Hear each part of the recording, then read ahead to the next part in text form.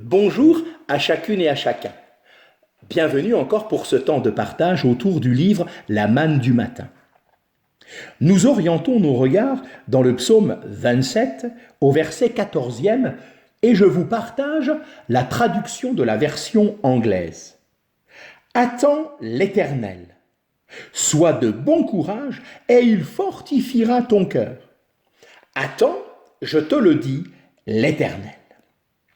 Cette version anglaise de ce verset a une fraîcheur toute spéciale.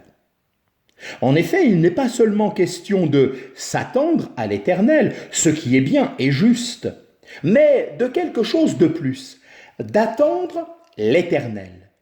Et cela est répété. Attends, je te le dis, l'Éternel. Cette répétition de la phrase inspirée est une exhortation paternelle dictée par les nombreuses expériences du psalmiste.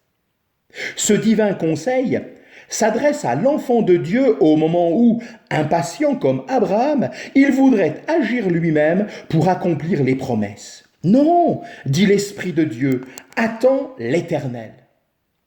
En temps de perplexité, nous voudrions souvent déclencher nous-mêmes la solution.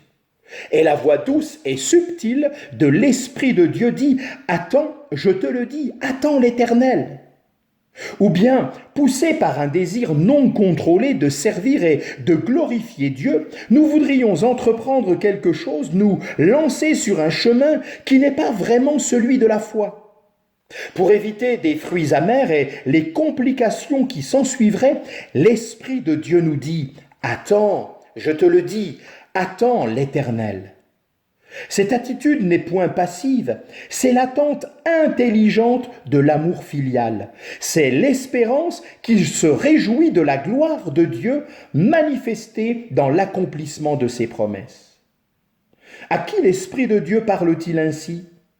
David répond dans le verset précédent, « Oh, si je n'étais pas sûr de voir la bonté de l'Éternel sur la terre des vivants. » Vos circonstances sont-elles décourageantes, désespérées ?